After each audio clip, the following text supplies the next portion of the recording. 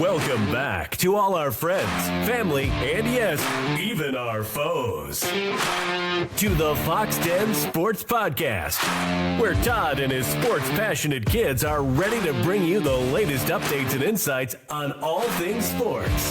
So sit back, relax, and enjoy the show. Hello, everyone, and welcome back to the Foxx Den Sports Podcast. I am your podfather, Todd Foxx, along with my oldest son, Kellen, the dog, and Clay, the Dens Enforcer, Clay Banche McDonald, with us again. And we've got a special guest today. We have Cliff Vellucci, who's here with us, and we've got some awesome stuff to talk to him about. We talked about it a few weeks ago, but Cliff currently is going through all the ESPN GameDay locations this season, and it's some fun stuff that we're gonna talk about here in a few minutes. Cliff, welcome aboard. We want to thank you for being here. Thanks, Todd. I appreciate you having me on. Look forward to talking to you bet. guys. And then, so tell us a little bit about yourself. First off, what I kind of like to know is, like, who do you root for? So you're going to all these games, but I mean, who's your teams? Well, the funny thing is I'm a pretty avid sports fan. I grew up in New England, so college football wasn't really a big thing in New England growing up. I mean, Boston College, if you were a Catholic, you rooted for Notre Dame type stuff. So I graduated from ASU Arizona State University at a much later age after my retirement out of the Marine Corps. So I would root for ASU, have some allegiance to South Carolina because I paid some tuition to the Gamecocks. So my son graduated from there. But we really are neutral when it comes to college football. We're just very passionate sports fans that love atmospheres. And I really love being able to walk out of the stadium after a win or a loss and not feel like I just got my heart ripped out of me, so. Yeah. I understand that. That is great. That's great. Clay, go ahead. You started off. Yeah. Well, Cliff, thanks so much for your service to our country. And I don't know which was harder, being a Marine or an elementary principal. So I've spent 31 years in education. So I don't, I've never been in the military, but either way, thank you so much for those two careers for sure. So very, very cool. So the question I got for you is, how did you start this idea, and what inspired you to go to every game day this year? Well, the first most important part is having a wife that loves sports equally to yourself. And we've been chasing sporting environments, atmospheres for the last 20 years. We're on a quest to go to all the major league ballparks. We've been fortunate enough to go to a couple Super Bowls and a World Series. And we just truly enjoy sports. And we enjoy meeting other people from other parts of the country.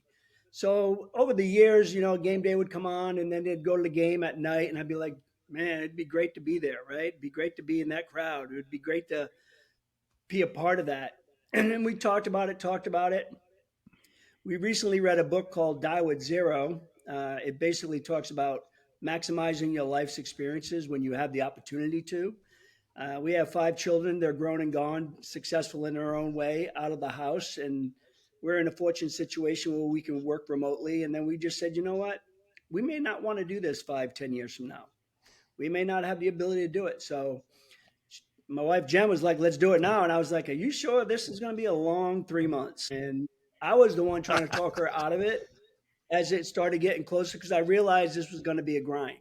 Because not only are we going to the game days, we're actually going to every game.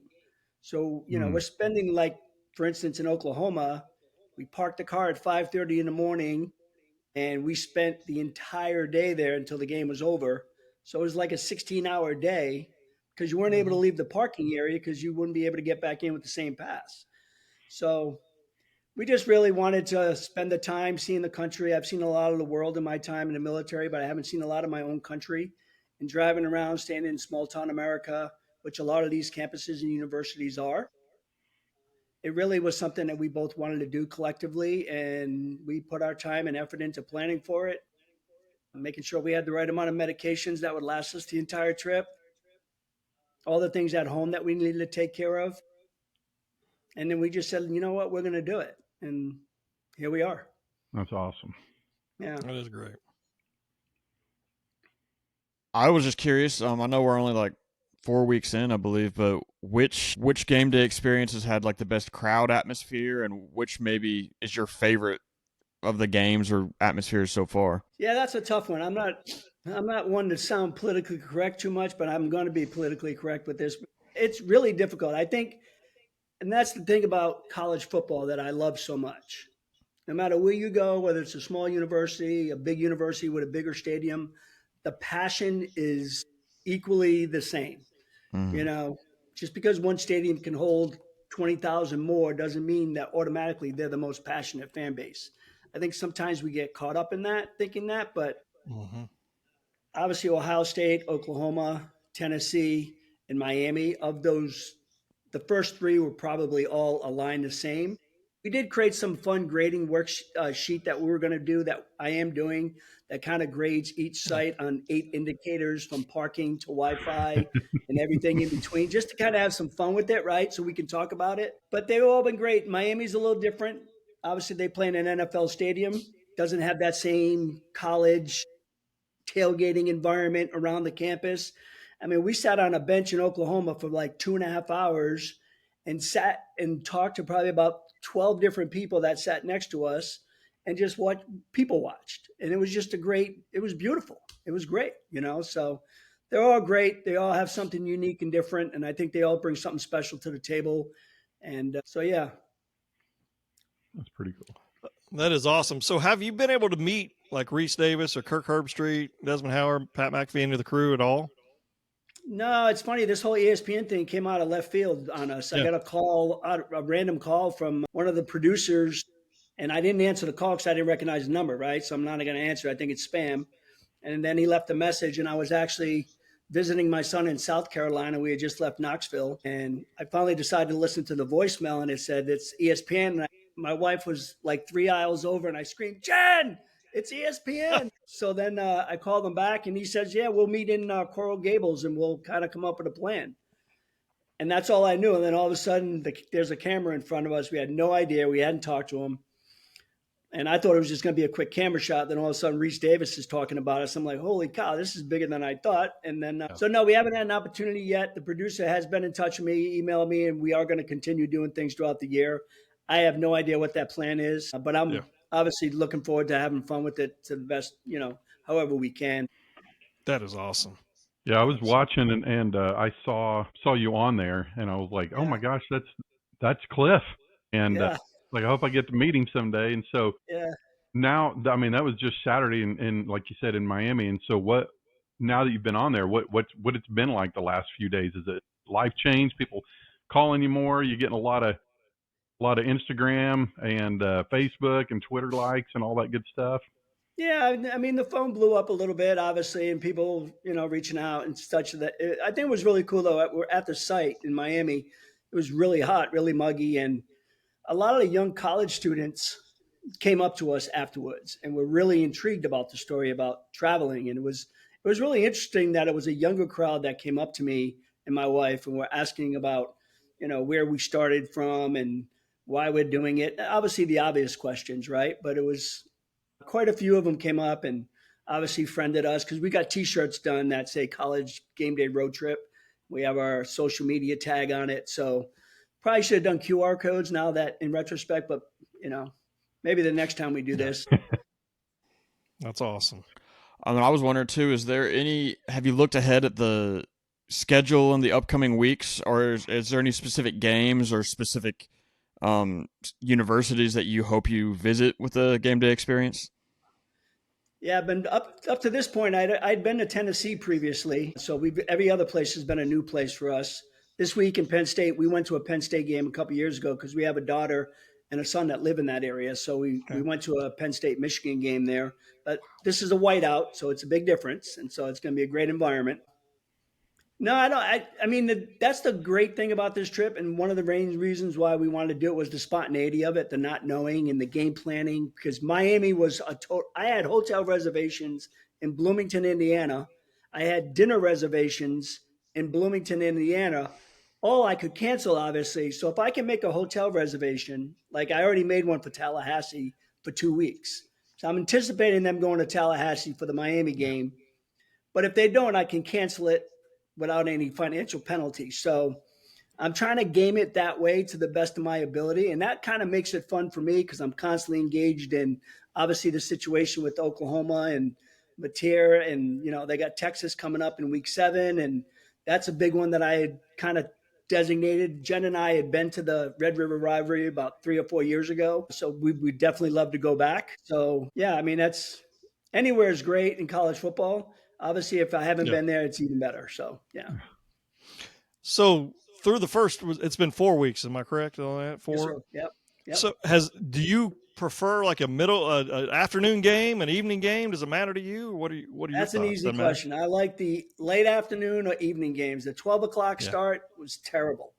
I mean, it just doesn't. I mean, I actually think it takes away from the environment a little bit. I mean, let's face it, people aren't as lathered up. They don't have 8 hours of tailgating in their bones, you know. And the Ohio State game, it seemed like we went right from the set where game day was to running into the stadium, so you didn't miss the pregame. But sure. And then the late games presents a challenge because game day gets over at noon Eastern time, and then you got from noon to like this weekend kickoffs at 7:30.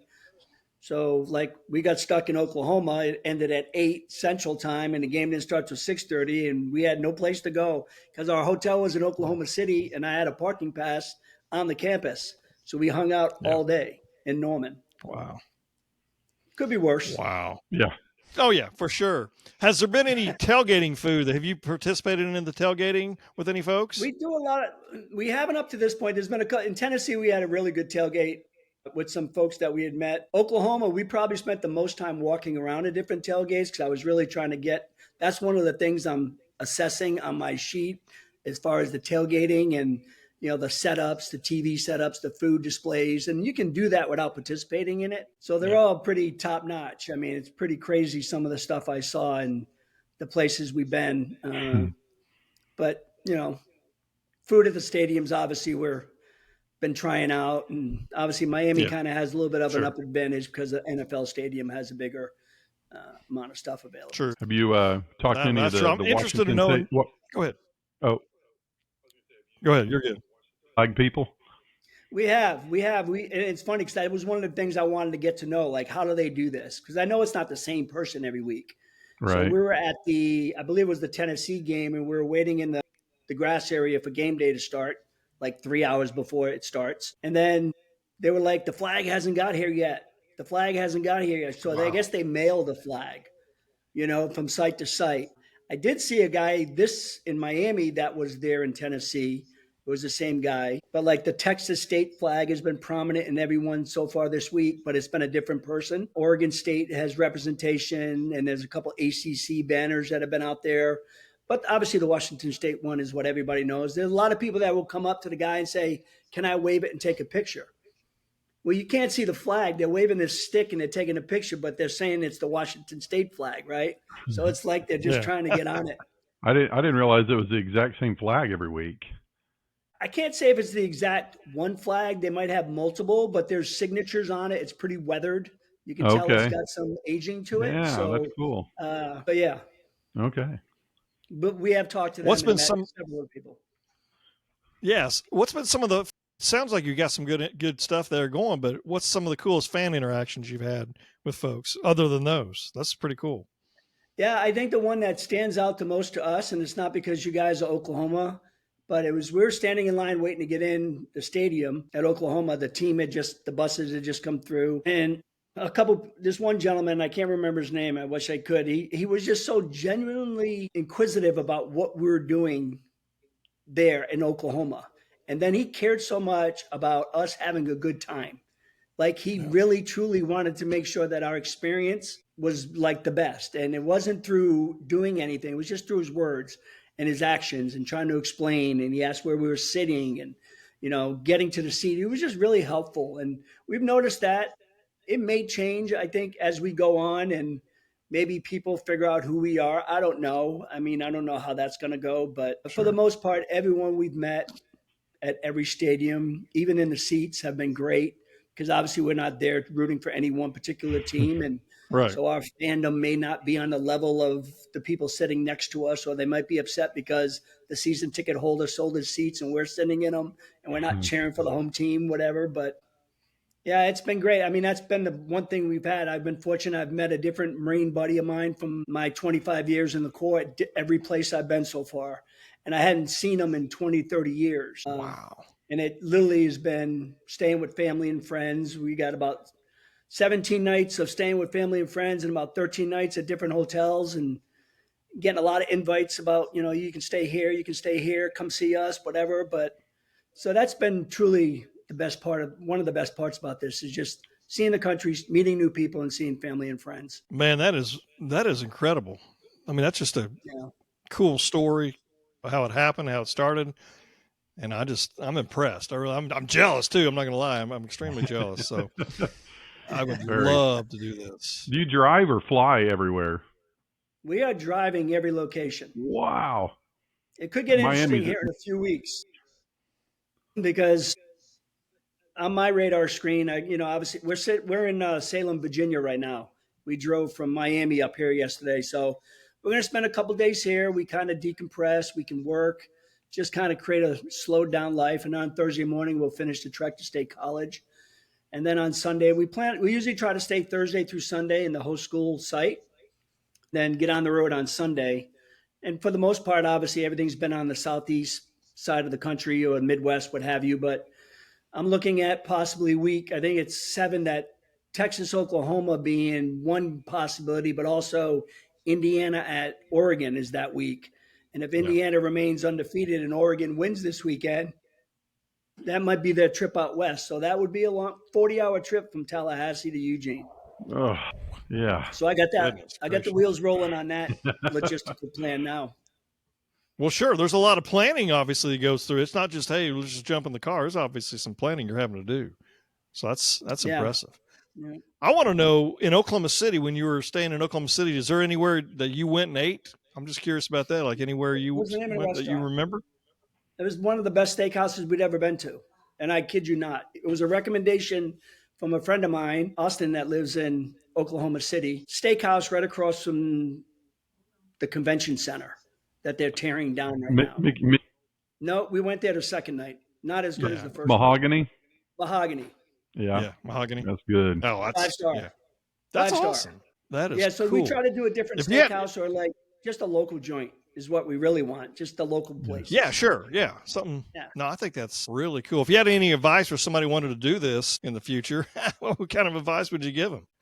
Start saving now? I mean, it takes some planning. I'm fortunate. I have a cousin that lives in Missouri, so that's kind of like my Midwest hub. If I can get there, we stayed there pre-Columbus, and we went there after Columbus, before Norman, and we went there after Norman, before Tennessee. So that helped being with family and friends, right? Now we're in this stretch of multiple hotels, so we're trying to limit in the number of hotels we can go in. So, I mean, we just planned it, and I think the fact that Jen and I both equally wanted to do this, we were both 100% committed into doing it, made it a lot easier to execute. And there were times in week 3 where I said, I'm not sure if we're going to be able to do this. This is a long time. It's a long time on the road because we are packed to not go back to Arizona until after conference championship weekend. Wow. So, yeah, it's more of a grind than what it seems, but I'm not going to sit here and complain like I'm doing something difficult when I'm going to college football games every weekend, right? I mean, come on. That's awesome. Do you have any kind of anything where people could follow you on social media or anything to where they could see each location of any sorts, or not yet? Yeah, we've kind of created a social media tag. It's at all _ game days 25. All _ game days 25. And I'm not a social media whiz by any means, so I just try to post different things about our trip, where we're going. Like yesterday, I posted a 30-day synopsis of miles we've traveled, hotels we stayed, speeding tickets that we haven't gotten because I've been driving the whole way. Things like that. So we are keeping data on all our trips, so that way there we can summarize it at the end and say we've gone through this many states, we've traveled this many miles, we stayed in this many hotels. So, yeah, we are trying to capture it the best way we can. Man, that is so impressive. You guys got any other questions? No, I think I got them all in. That's just great. Like you said, jealous. It's a goal of probably just about every sports fan in America. Yeah. So congratulations on getting to do it for one. And yes, good for your wife too, that she wants to come do that with you. So that's pretty cool. She was all about the trip, but she wasn't all about doing the podcast. So I got to work on that. We got a few more weeks to work on that. Yeah, Oh, we'll get her. awesome. We'll get her at the end of the season. Well, yeah. There you go. I want to be able to invite you back at the end, and you go over some of that Here are your spreadsheet. favorites. Yeah. And you don't no pressure because whenever, I haven't. Todd, you guys just I'm all about it. Yeah. This is great. Yeah. Awesome. Because again, no pressure because I'm a big OU guy, but I haven't been to very many college football atmospheres, so I don't know what much difference. But I know you have. Clay's been to several different ones, and it's pretty cool to try to find out just all different kinds of how people do. I mean, we're not asking for the worst ones, but obviously who are some of the really good ones. I think it'll be neat. Yeah, it helps not having that allegiance to a conference because let's face it, you go in with a certain bias. You know what I mean? Because True. Your allegiance is to your team and the conference they're in, and there's certain teams within that conference you just can't stand. So your opinion of that environment is going to be a little bit skewed. If unfortunately, I don't think we have that. So that gives us a better perspective of things, maybe. At least I hope. Sure. No, I agree 100%. Well, that is so cool. I'm like I said, I'm also jealous of the fact that you get to go into there and you're not getting happy or mad. I mean, because I'm like I had all different kind of mixed emotions of these last few OU games. Oh, I can imagine. All over the place. Mm-hmm. I've had plenty of those ups and downs in my life with sports. We all do. That's why we love sports so much. Exactly. You're right. It helps be able to leave the stadium and feel pretty good about ourselves. When you're driving on Sunday, does that cut into any of your NFL time, or do you like watching any NFL games at all? I usually listen to them on the radio. We do our church service. We stay up on that, and then we listen to the games. Obviously, my wife, we can work in the car. Fortunately, she doesn't get car sick, and she can sit on a computer for 8 hours and like she would at a desk. So we're really blessed, really fortunate to be able to do this. And it's been great up to this point, and we're really looking forward to the rest of the year. Yeah. Well, I think that's great, Cliff, and we do appreciate you being on here. So let everybody know it's Cliff Vellucci, and he's going to every single college game day experience this season with his wife, Jen. We want to thank you again for being on the podcast. We appreciate you so much. Thank you very much. Cliff. Appreciate you guys. It was nice meeting y'all. Nice meeting you. Well. Take care. Thank you. Thanks, guys. Thank you. Man, that was awesome.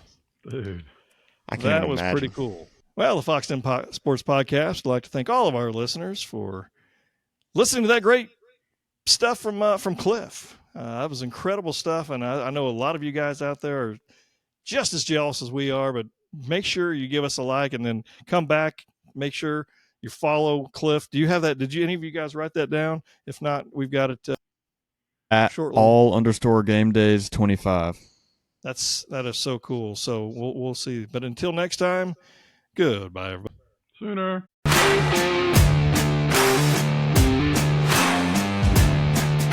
Thank you for listening to the Foxx Den Sports Podcast. Be sure to subscribe for free to our YouTube channel, Foxx Den Sports. And also follow us on Instagram and Twitter at Foxx Den Sports and on Facebook at Foxx Den Sports Podcast. You can also email us at foxdensports@yahoo.com. This has been Foxx Den Sports.